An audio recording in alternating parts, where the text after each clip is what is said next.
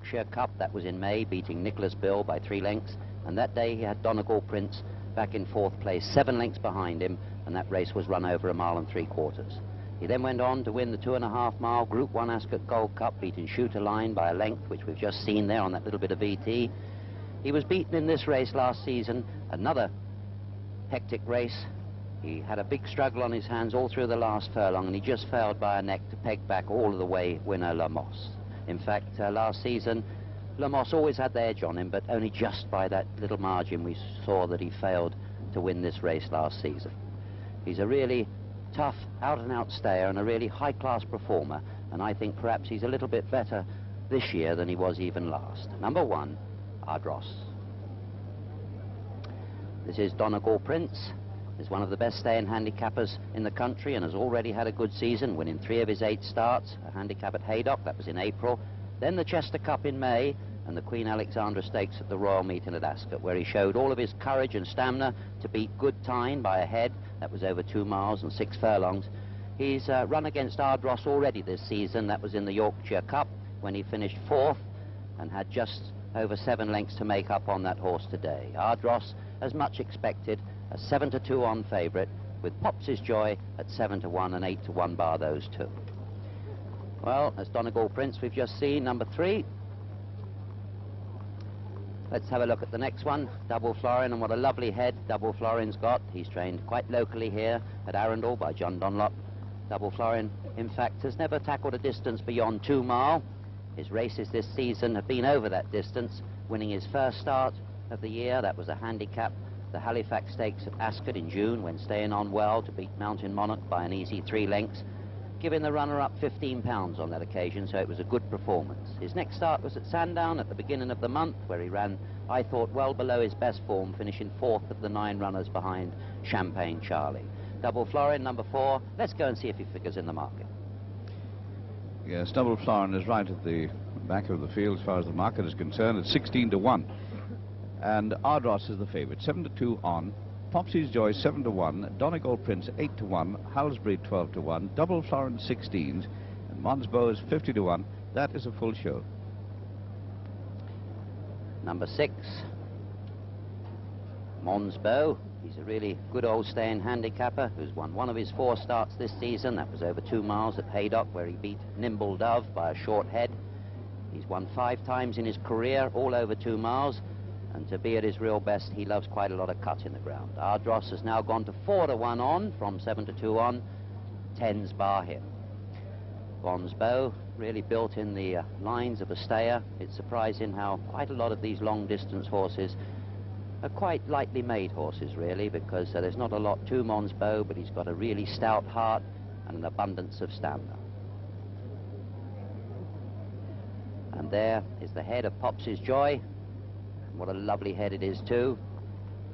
Pops's Joy, like Donegal Prince, is one of the best staying handicappers in England, and in his career has won no less than 13 races. And because of that, nowadays he's set formidable tasks by the handicappers. His last start was at Newcastle in June. That was in the Northumberland Plate, where he carried 10 stone and finished 8th of the 18 runners behind Dawn Johnny, with Donegal Prince in 4th place in front of him on that occasion. He's won once this season. That was at Newmarket in April, again under 10 stone, beating Mountain Monarch by a neck, giving the runner-up 2 stone, all but a pound. Well, if anything possibly could beat Ardross for me, perhaps Pops's Joy is the one that could fill 2nd place. Let's go and see if they think that in the market. Well, Pops's Joy has gone out. It's joint 2nd favourite with Donegal Prince on 10-1. Ardross is firm. It's 4-1 on now. Pops's Joy, Donegal Prince 10-1. Halsbury 16-1 and going out. Double Florin 20-1, and Monsbo still 50-1. Well, this is the only 3-year-old in the race, Halsbury. He's the last 3-year-old to win the Goodwood Cup, in fact, was Proverb back in 1973. And Proverb was trained by Barry Hills, where Halsbury is trained also at Lambourne, but trained by Peter Warwick. This 3-year-old colt has had a good season already, winning 3 of his 7 starts, over 9 furlongs, 1.5 miles and 2 miles, and that was at Chepstow when beating Legal Gamble by a head. He's run once since then. That was a 1.7 mile handicap at Ayr, where he failed by a short head to beat John Ding. And there is Lester Piggott, who's won this really great old race, the Goodwood Cup. He's won it no less than 4 times. In 1958, he won it on that great filly Gladness, trained by Vincent O'Brien. And in 1960, he won it on Exar. In 1974 on Proverb, and in 1975 on Girondelle. But Lester has no peers on most tracks. He can ride any type of race course and knows Goodwood like the back of his hand. But he's also a pretty rider to watch, no matter what country he goes to. I saw him ride last winter 2 races at Bay Meadows in California, and he rode them as if he'd been going around that tight track all of his life. And I was standing next to that great American jockey, Johnny Longden, and Johnny turned to me and he said, well, I've seen some jockeys ride races round this course, but they were 2 of the best performances I've seen for a very long time, and they were great words of praise from a very great rider himself. The older viewers, I'm sure, remember Johnny Longden when he came here to ride, and in fact, I think he rode the winner of the Woodcott Stakes at Epsom, and what a race he rode that day as well. Well, here is Lester leading the horses out for this 2 miles 5 furlongs Goodwood Cup, and traditionally started by a red flag and not out of stalls like all of the other races. Double Florin with Willie Carson in the saddle, just following out quietly, and just about this point there's a rather nice champagne tent on the left of our picture, and believe you me, the jockeys get quite a lot of barracking past there, because there's quite a lot of the old seasoned racegoers, and they give some verbal encouragement on the way out, and they voice their opinions on the way back in. Old Double Florin turned out immaculately by John Dunlop and ridden by Willie Carson. Willie yet to win this race. He canters off down in front of the stands. They canter down for about a furlong, and then they turn round and canter back to the start, which is on the left of the stands, nearly where they exited out of the paddock. Well, there's Willie in his motions. Double Florin by His Majesty out of Stamp and Cash, with Lester Piggott on Ardross on the right of the picture. A really big crowd here today to see this interesting day's racing, because after this race, in contrast, we have the King George Stakes, a Group 3 race, and that's run over 5 furlongs, so where they're going to take quite a long time to run this race, in the next race they'll be coming back in something like 58 seconds. Well, as they turn to come back to the start, before we join John Hamner, let's catch up with some results. 4-1 on still.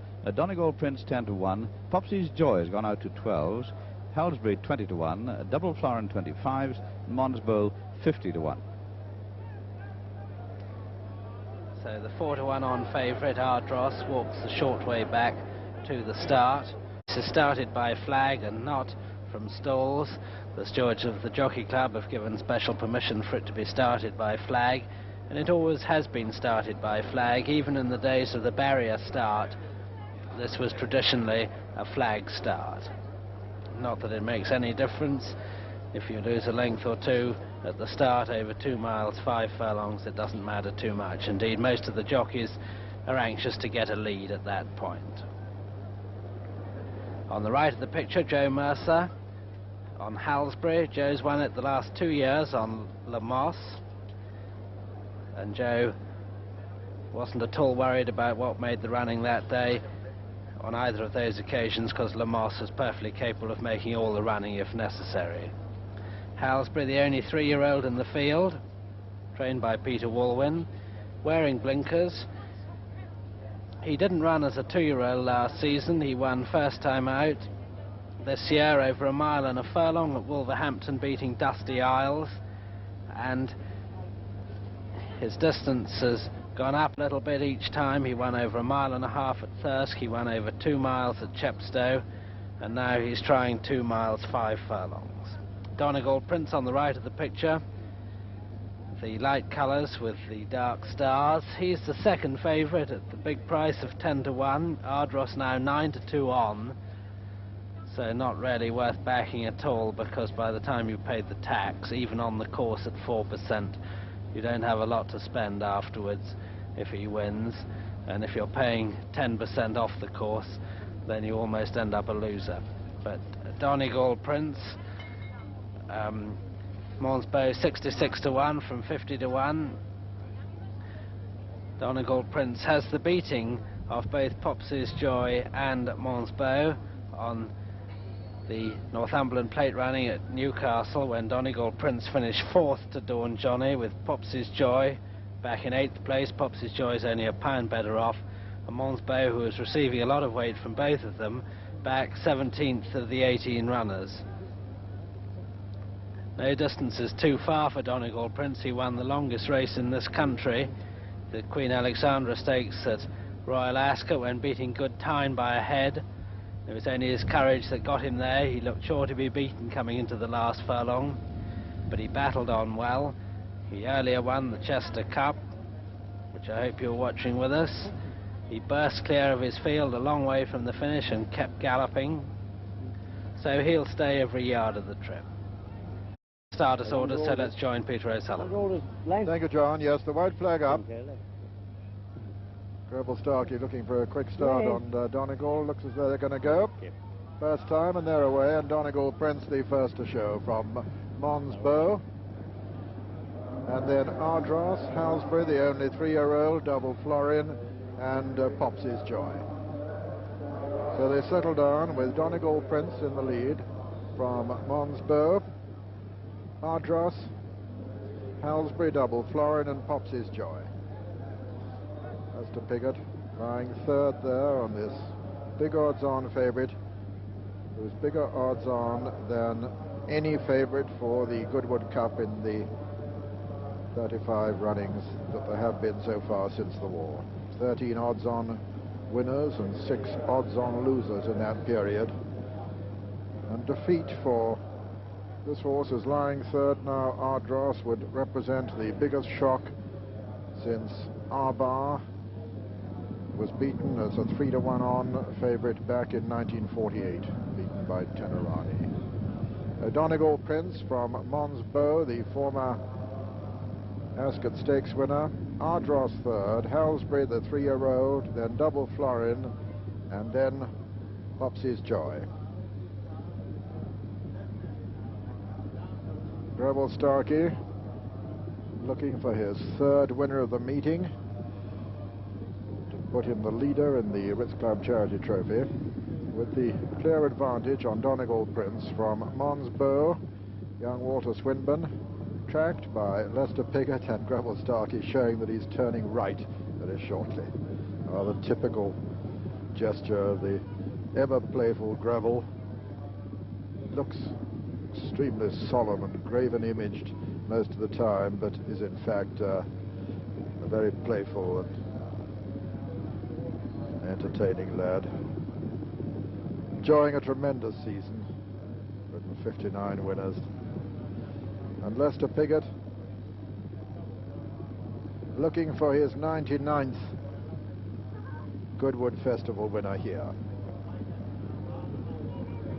So it's Donegal Prince from Monsbeau, Ardross, Halsbury, Double Florin, and Popsy's Joy, as they're right over the very far side of the course now in this 2-mile, 5 furlongs Goodwood Cup. Donegal Prince from Monsbeau, Ardross, last year's runner-up, Halsbury, Double Florin, and Popsy's Joy. Popsy's in last place, an old ally of Lester Piggott's, but generally in handicap company as opposed to this open competition. In one of the premier stamina tests in England during the year, Donegal Prince from Monsbeau, Ardross, Halsbury, Double Florin, and Popsy's Joy, who's always held up for a late challenge. Ardross proving a little on the inside at this point. Donegal Prince, Ardross, Monsbeau, then Halsbury, Double Florin, and Popsy's Joy. Breasting this rise, Donegal Prince from Monsbeau, Ardross quite close, and then Double Florin on the outside of Halsbury and Popsy's Joy. And not a lot between these sextet now as they begin the run down hill towards the half-mile pole in the Goodwood Cup.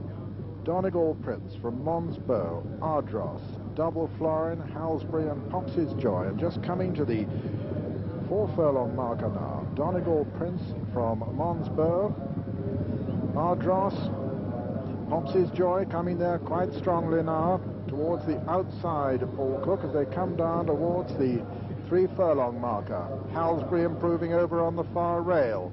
And Ardross coming between Halsbury and Donegal Prince. Mons Bow, Pops's Joy on the far side. Double Florin not out of it, but Lester Piggott holding a double handful as they race past the 2 furlong pole. And it's Ardross on the far side, Pops's Joy on the near side, between horses Donegal Prince, but Ardross is quickening, and it's Ardross, Lester Piggott as they enter the final furlong now, from Donegal Prince and Pops's Joy, racing into the closing stages, and Ardross winning very cheekily indeed from Donegal Prince in second, and Ardross has won the Goodwood Cup from Donegal Prince. Halsbury's third, and 4 Pops's Joy, 5 Double Florin, and 6th and last was Mons Bow. And so the result of the 1981 Goodwood Cup. First, number 1, Ardross, owned by Mr. Charles St. George, trained by Henry Cecil and ridden by Lester Piggott. Second, number 3, Donegal Prince, owned by Mr. John McGonigal, trained by Paul Kellaway and ridden by Greville Starkey. And third, number 9, Halsbury, owned by Mr. David Oldry, trained by Peter Warbin and ridden by Richard Fox. Number 87